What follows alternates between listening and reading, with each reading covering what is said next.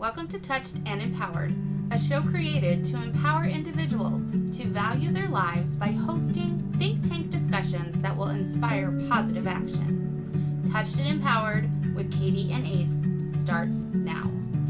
And welcome everyone to this episode of Touched and Empowered. I am Katie. I am here with Ace.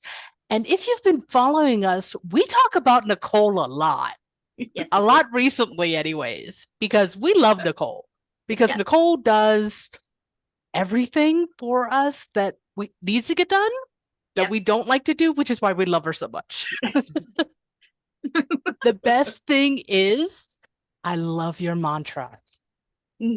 Nichol's goal is to meet her clients' standards with unyielding excellence while keeping the integrity of their unique concepts and overall brand.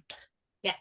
Now, because that is your mantra, I have to ask, what's the best part about editing our show? I'm just going to throw it out there because I can. No, I love that. Well, I do. What did I just do? 5 shows, 5 different people right now. My husband's been kind of traveling too much to record anything. So I just spent the weekend. I do them at once. So they are all different. I can't watch your podcast and edit your podcast with somebody else's in mind. It doesn't work that way. But I love doing yours. I told you that pre-show. I love just your banter. Your back and forth is awesome. You guys crack me up almost it doesn't matter what the show is about. I at least get at least one good laugh in the middle of it, even if it's serious. We get, there are a few bunny trails that are like, okay, that doesn't need to be in this show because it's literally nothing to do with this show. So yeah, like, there are random statements thrown in. I do know that for a fact. Every once in a while, and if it's a show that's a little long, it's like, okay, we'll just take this little piece out because I don't know where we were going. But no, I love your mission, first of all. That the fact that it's benefiting the teen suicide prevention, I love that because it's a need. My husband and I used to be youth ministers, so our heart is the teens. I have 3 kids. I will call them kids. I don't care if they're 50, they're my kids. Agreed. Age doesn't matter. Nope, they're always going to be my kiddos, and they know that. My oldest is 32. But my heart is kids, and they're our next generation. And right now, you worry about them. Especially if you're on TikTok and watching some of them, you're just like, your head goes tilt, and you're like, I'm sorry, what? But anything that you guys put out, I think, can go to that generation, and it's gonna reach them, and they're gonna listen. Some of that is because of your dynamic. There's an age difference there that's not huge. It feels huge sometimes. Sometimes I feel very old talking to Ace. I will admit that right now. Sometimes I do feel like the mom. I understand. But it's all with love. It's all with love. Exactly. We love Ace. But it does. I mean, the topics that you're doing are relevant. And I'm not saying my other podcasts aren't, but they're in their own vein. And that's what I love about podcasting is there's something out there for everybody. That's why I tell people to start them, because anybody that does an individual book with me, I tell them, hey, take this, start a podcast based on it. Because it's the best way, first of all, to get your book out there. But if you thought that this book needed to be made and it has a voice, then that's the best way to give your book a voice. And it gives your story a voice. It's something, you have that story for a reason. And it's just a way to take your story further. And I don't know, you guys come up with some subjects that I'm like, wait, what we're talking about today? and I try to come up with a title, and I'm like, I think I changed the title 4 or 5 times, some of them to, do it. And then I put your description in where I come up with the actual description, and it gives me something else. I'm like, oh, I like that better. And then I have to go Yeah. change all the graphics. But but yeah, no, I love when it's time to edit y'all's show, because it is something that it's relevant, and I like for the millennials, for the Gen Z, that generation, they need something there that's gonna connect with them. Does that make sense? Which I appreciate you sharing that, Yeah. because from my standpoint, the only person younger than me that even pays attention to the fact that I have a podcast is my son, who is a follower, but he Yeah, doesn't watch anything. He doesn't right. listen to anything. No, your mom. Why would he? And I get that. And yes, Austin, I did promise there's only so many things I'm going to share. I'm not going to share Right, everything. right. Um, so knowing that from our standpoint, from being on the podcasting side of it, Yeah, knowing that our content is actually going to be connecting with people is yeah. really important. And I appreciate that feedback. Mhm. Yeah, 100%. It's Yeah. funny because when I look at the episodes and Katie's like, wow, I might be too old for this. In that moment, I'm like, I'm not trying to feel old, I promise. And I appreciate having like the dual perspective as well, because it's really Yeah. important to unite the generations. Um, and I think just hearing you say that it's relevant to the generations coming, like that means a lot. And I appreciate it as well. Yeah, when I'm watching things, even on TV, I'll be watching something, or when I'm doing my podcast and stuff, there's certain things that I'll send to my kids and be like, y'all need to watch this one. Or because I'm not gonna send them I'm not gonna send them the episodes every week. They would shoot me. But Right. Right. mom, really another one. But there's ones that I will send them because they're just about certain subjects that I know they deal with. I mean, I've got my oldest is a parent. So there's certain Mhm. things he's gonna deal with, like even TikToks. I don't send them, I mean, they send each other way too many TikToks. I Yeah. they're always on to TikToks, Instagram Reels, right. Facebook So I messages. I Yeah. just don't do that very often, but there are some that I send. But I try to stay in that mindset of, what they're going through, what they're seeing, because, it makes a difference in their age and what they're trying to, not so much trying to relate to them, but still trying to relate to them, if that makes sense. Because no, I'm 50. I'm not going to relate to a 20-year-old. But Yeah. I've been 20. Okay, not in the I would not want to be 20 in this day and age. I'm sorry. I'll take my Agreed. 20. Same. I will Agreed. take the 20 I have. Thank you very much. But, I try to at least go, okay, but look at it this way. I don't push my views on anybody, but if you ask me, I'm going to tell you. And it's one of those, don't ask me if you don't want me to answer. Which is smart, because Yeah, it follows the same as you don't ask a question that you don't already know the answer to, right. Yeah. because you never know what kind of surprise you're going to get. And that's one of the things that I like about the podcasting, is because between Ace and I, and sometimes even with our guests, we'll throw random questions out just Yeah. to see if someone's on autopilot, or Yes. if they're actually following the conversation and want to engage. And I found that the people that we talk with who actually enjoy those random questions or those random thoughts or random nuggets, Yeah. they have more fun on the interview. Yeah. Yep. Yeah. It gives them like I feel like challenge is Yes. kind of the word that I'm looking for. It challenges your thought process. It reorganizes your thoughts. It actually reinvigorates the mind, Yeah. right?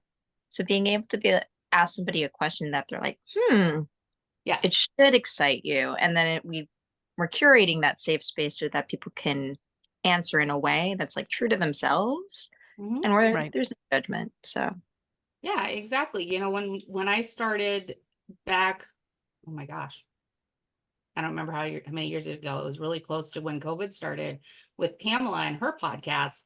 You would send, here's your questions. This is Mhm. what we're going to ask you. And then we still send them questions with the understanding, okay, here is what we might talk about. But Right. every question can go out the window based on what you say after the first question. So it's a prerequisite of, if you say something really awesome, when I ask you this first question, we can go completely a different direction. Right. So I like that kind of open podcast. If you have, I'm not saying it's not horrible to have that kind of podcast. Some people need that structure, but that's not me. I can't plan like that. I can't even write a book that way. I mean, when I write, I've written in 3 now. I've written a Mhm. chapter in 3 books. And when I write, I can't sit down and write.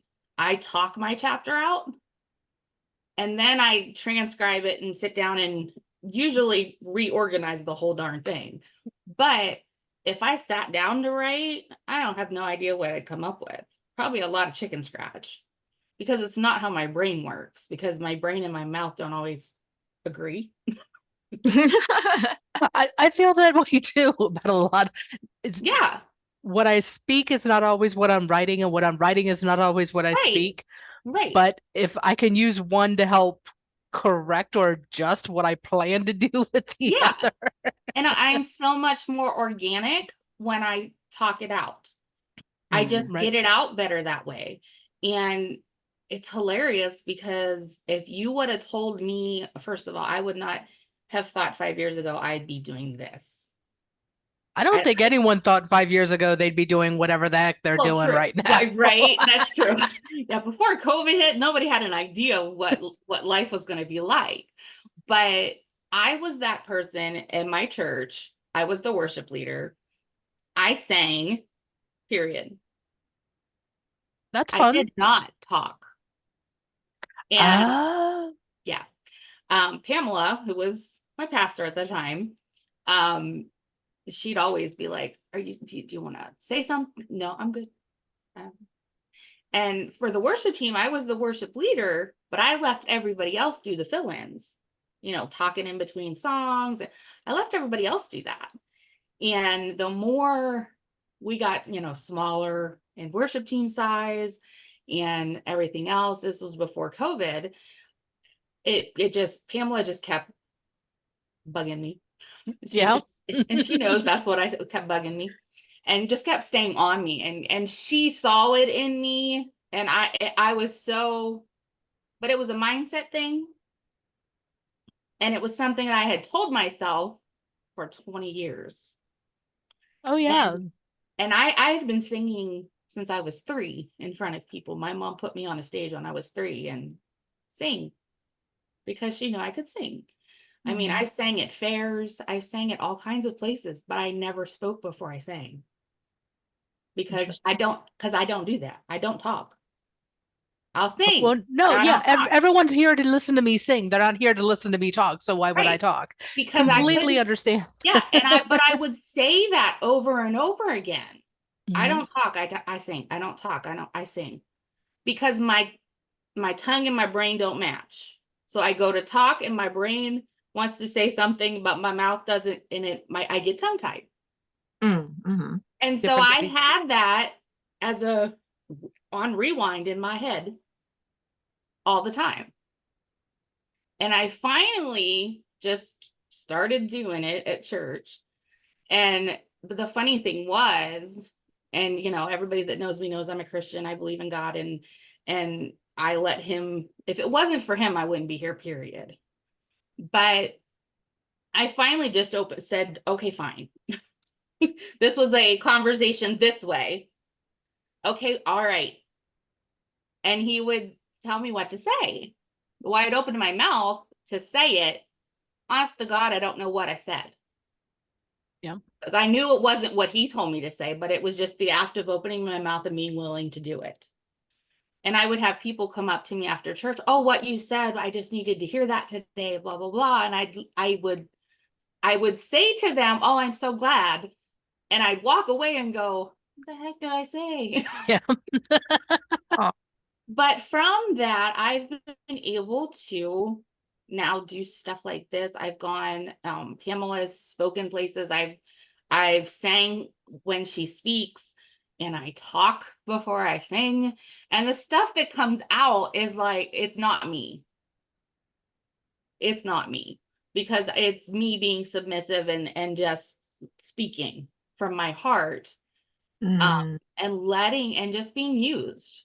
And I am grateful. Everything that's come out of, I am definitely a success story out of COVID, which is ridiculous, but there's so many of those. And I'm learning, and the more people I talk to through doing books and everything else, I'm learning that there's so many people that have built businesses, that have changed their life, that have really been able to work on themselves because of COVID. There's a lot of people that had to look at themselves differently. Oh yeah. I mean, you were stuck in your house with your spouse and your kids. There wasn't much other place to look. But Pamela and I took, and I'm talking about Dr. Pamela Hinkle. I know I'm just saying Pamela and I, sorry. So her and I had conversations before COVID hit. And we knew she was going elsewhere. We knew she was going to be stepping out of the church box, and going and doing other things. We knew that. Her and I had these conversations throughout the 2 years before COVID. And so that's what she was looking to do. And she had kind of started it, but not full on. But when COVID hit and we were stuck in our houses, it was the opportune time. She was already working with John Tallarico and Les. And so that was her opportunity. She started a podcast, started some other things, and her website and all that kind of stuff. And I was able to come along, and I finally looked at her when she had all these other people helping her do things. And I'm looking at the product that was coming out and just sitting there going, because it wasn't good enough for her. Being her friend first, and then I was her assistant at church for probably 10 years. And I'm just looking at it and I'm going, it was okay. It wasn't Pamela. Right.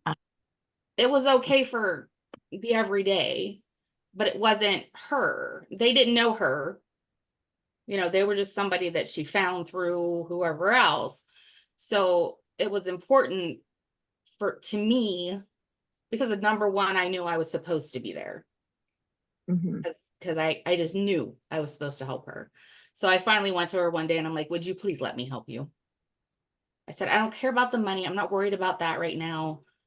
I don't have anything else to do. Right. Because before that, I was just the church admin. Well, we weren't having church, so there wasn't bulletins, there wasn't announcements, we didn't have bread shelf. All the things I was doing, I wasn't doing anymore. So I finally ripped some stuff away from her gradually. But I found a lot of people through what I do, a lot of people have trust issues.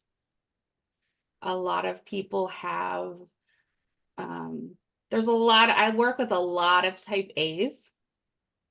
Yeah. Yeah. That are very,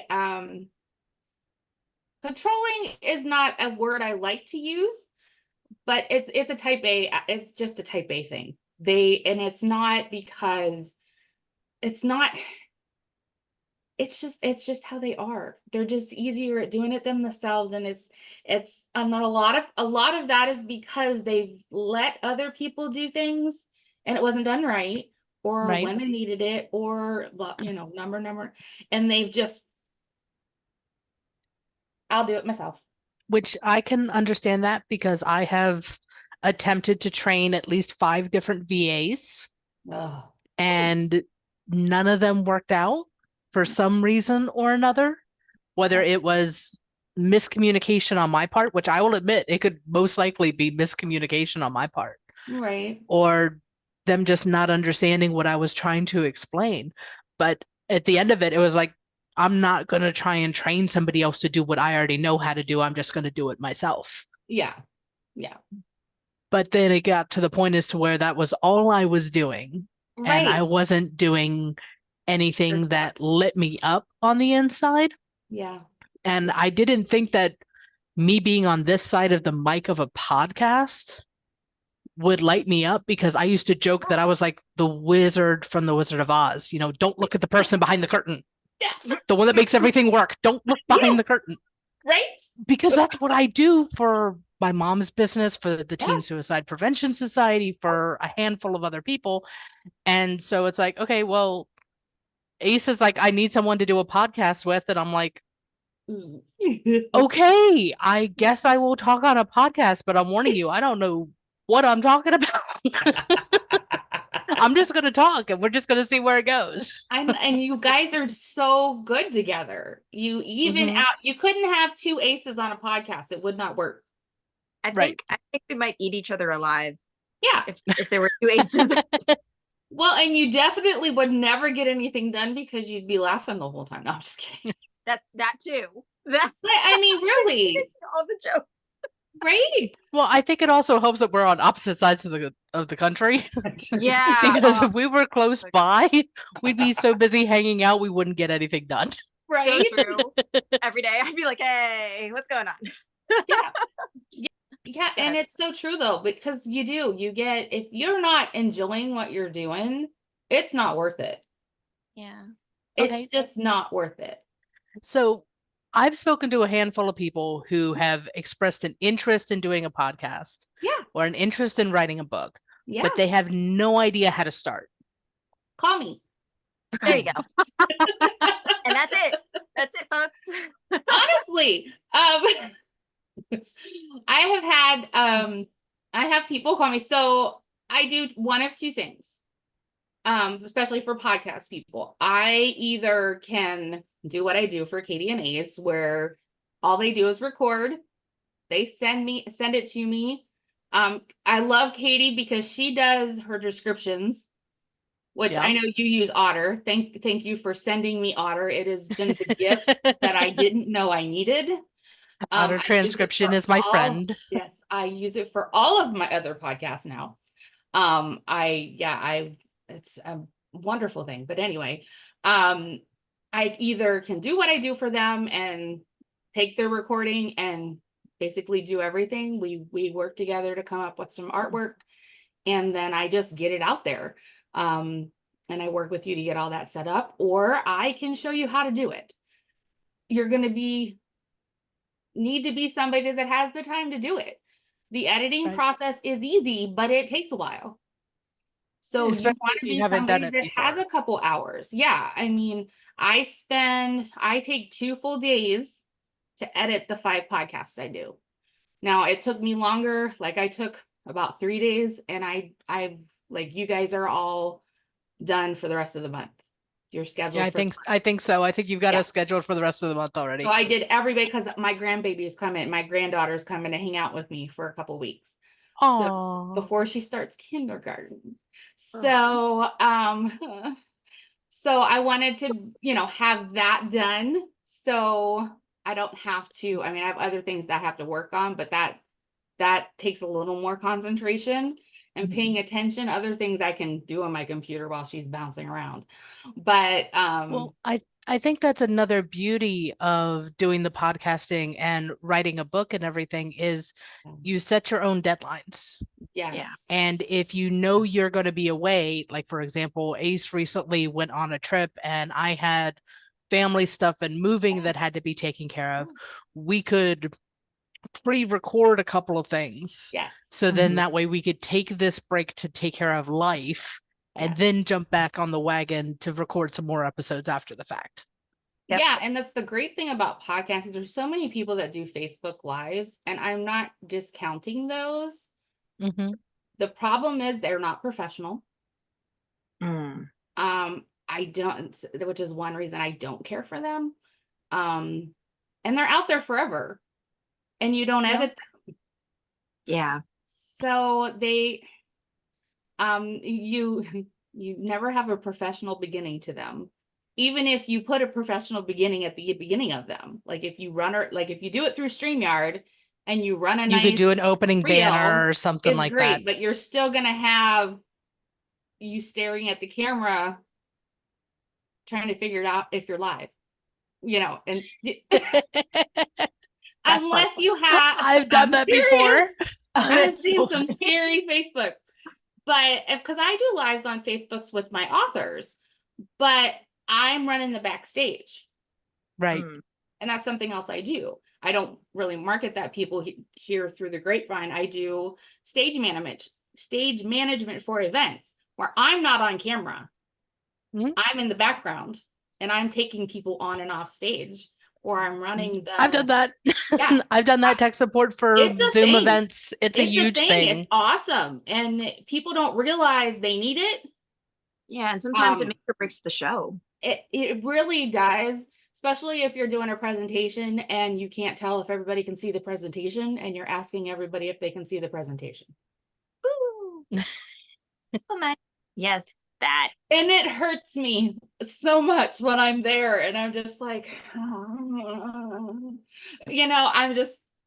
like, I can help. Can you just let me help you?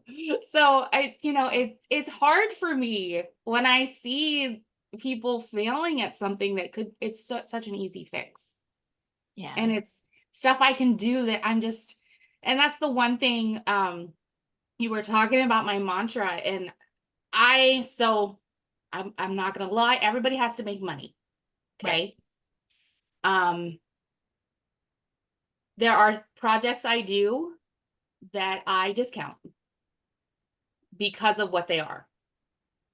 I have 3 anthologies coming up that I'm working with a gentleman on, and because of what they are, I have discounted them because they are they're called Stories of, and one is Stories of Children Lost, and all that money is going back to the families. Stories of Veterans, all that money is going to the veterans societies. So I still am getting paid, but I'm discounting him because of what the project is. If it's a cause that rings true to your heart, then absolutely. Right. I've done the same thing for tech support services that I've offered. Yeah. But when it comes to what I do, I tell people my prices, and I have people tell me all the time, well, if you don't charge more, people don't think that you are good at what you do. I'm just like, huh? I'm like, okay, I get what you're saying, but I want more books behind me, not because I want more money. I want more books behind me because I want people's stories out there. So I look at what I need for the book, what it costs me. I mean, if we're being honest, you can upload your own book to Amazon. You can do all the work yourself and not pay anybody. Yeah. Now, you're going to have a headache of a time if you don't know how to do any of those things. You got to make a cover. You got to format a book. You got to upload it. It's not easy if you don't know how to do those things. So you hire somebody. Now you can go to a massive publishing company, and if they love your manuscript, they will not charge you anything, but they also will own your book. Right. And take money from you for the rest of your life. Or you can come to me that will charge you something at the beginning, and once your book's published, it's yours. Yeah. Once your book is done and in that form back there, it's yours. I will help you promote it. If you ever need graphics, great. I'll charge you for graphics or whatever later, but it's your book. I don't want anything from you. It's your book. And I have an author that I'm working with that he had his book done. He did a hybrid style. So it's kind of like, and a lot of publishing companies are moving to that hybrid style where it's part self, part them. So they don't take as much, but you still have to pay them. But they still get some of your book. They still get some of the some of your royalties. royalties. Yeah. So they still own part of it, and they still want something for you. And the one thing I didn't know about a lot of the publishing companies is that when they own your book, they own that topic. Like if you want to go speak somewhere, you have to ask them. My goal in life is to get as many people's stories out there as possible, be it through podcasts, be it through books. I do journals for people. I do books. I do journals. I do anthologies. I love all of them. If they have a book, have them reach out to me. Pamela works with me when it's somebody that needs help writing a book. Okay. She can also work with me if it's an anthology and they have authors that need help writing their chapters. I'm learning the chapter process as I've written a few. But she's really good at looking those over, like the people that are really struggling or they get stuck. She's really good at helping them get past that block. Some of that is because she's a counselor, she's a mentor, so she can help get through that. That's not my avenue, and I've been very good at trying to stick to my vein, you know. That's something that I've learned over the last couple of years, is that there's so many of us that try to do all the things. And you can do all the things, but you're not going to excel in them. And I've also picked up, yes, it says doctor. I got a doctorate in April. So, but I'm also the secretary now of Main Seed Christian University. So I'm also doing that. So I have that as well, which certain times of year are a little busier. We're getting ready to do our fall commencement. So yeah, so that's really cool too. And it just gives me another connection. I just like connecting with people, which is kind of funny for me to say because I am not an extrovert, which I'm sure that sounds weird for y'all because I talk to you guys pretty easily, right? I'm good in a small room. I get it. Yeah, I'm good in this kind of in a one-on-one, one-on-three, you know, this kind of scenario. Put me in a huge room, I'm the wallflower.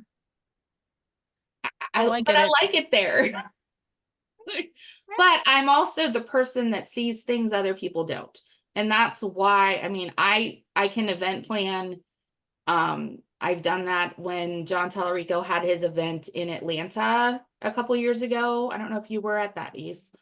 I wasn't. I was supposed to go. I actually helped him with that event. My husband and I helped him. I was the one running around doing 5 things at once. But I saw the things that needed done. But that's why, because I am the one that sits back. I'm not the one that has to be in the middle of everything. Yeah, right. And there's a lot of blind spots there. Yeah.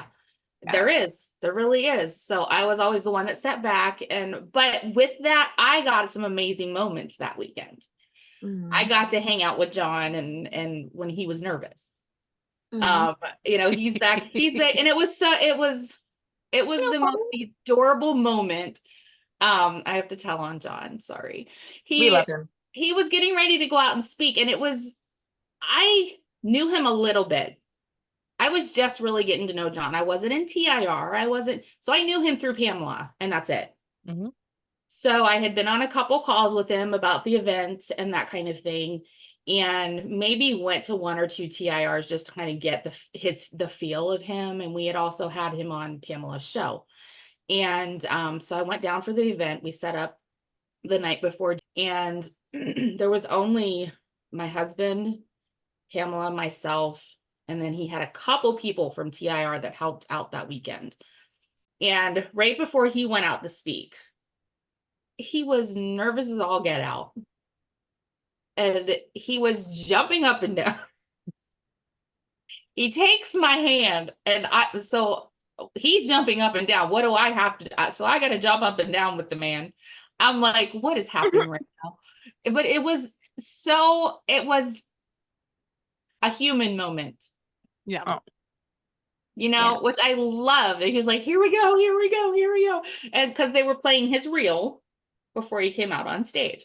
And it was just awesome to see that moment, to see the man behind the, the bigness and but he's so humble. I love John because he's so humble. He's as big as, the man. He's as big as life. I mean, He's big as life. He's in Dubai. He's in LA. He's in UK. He's everywhere. Yet he thinks he's this. Like, his opinion, he doesn't think he's what he is, which just dumbfounds me sometimes. He doesn't think he can hold a room. He doesn't think he can hold a space. So that day, it was just like, oh my, it was I think he was a little overwhelmed, and I loved that moment for him because it was just, they're here because of you, John. They were here, yes, because Les Brown was there the next day. Okay, great. But at that moment, they were chanting and cheering for John. And it was awesome. And I've learned a lot from John through Pamela. I mean, that's the benefit of working with Pamela the past couple years, is everything that she's learned, mindset and all that, I've gotten to funnel through Pamela to me, and I've gotten to pick up a lot of that. And I've taken a lot of that and learned a lot of that and put a lot of it in me, because I was that shy. And okay, if you ask me, I was the shy, backward, not confident in herself, didn't like herself, thought I was nothing. Now, granted, had nothing to do with me, had to do with somebody else putting that on me when I was in high school. Okay. Right. The limiting beliefs we pick up. Yeah. It was not how other people saw me, my friends. I find that out later, but my husband, if he tells you the story, I was the queen bee surrounded by people when he met me. And I am just, I hate to hear him tell the story because it embarrasses the crap out of me and I hate it.